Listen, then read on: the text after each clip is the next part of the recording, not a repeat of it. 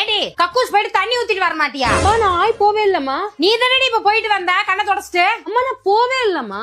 அப்ப நான் போய் சொல்றேன்னா டைனோசர் முட்டை அளவுக்கு இவ்வளவு பெருசா போய் வச்சிருக்க, தண்ணி கூட ஊத்த தெரியாதா? சும்மாமா இது என்னடி பண்ணிருக்க?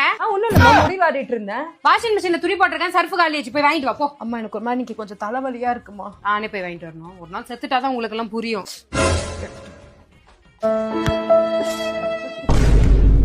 மூதேவி கண்ணு மூஞ்சில இருக்கா இல்ல முதுகுல இருக்கா? ஒரு வேலையும் செய்யறது கிடையாது. டே ஃபுல்லா இந்த கதவு பின்னாடி நின்று வேன் அழுதுகிட்டு இருக்கு.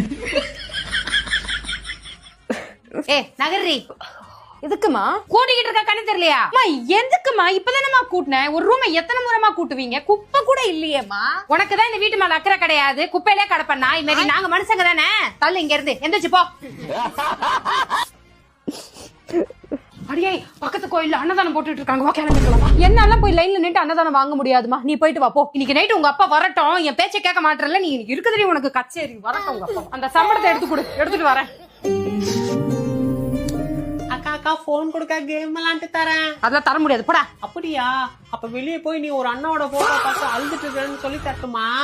எடுத்து தொலைசா நீ. எடுத்துட்டு போ. எடுத்துட்டு குழாவ இருக்காம குண்டி கழுவுறதுக்கு தண்ணி வருதுன்னு சொன்னியே, அதை ரெடி பண்றதுக்கு பிளம்பர் அண்ணா வந்திருக்காரு. வா மா, நான் இப்பதாம்மா உள்ள வந்தேன். இந்த காலத்து பிள்ளைங்களே இப்படிதான் கக்கூஸ்ல 2 மணி நேரம் உட்காந்துக்கிட்டு இருக்கோம் போனை வச்சுக்கிட்டு. வா.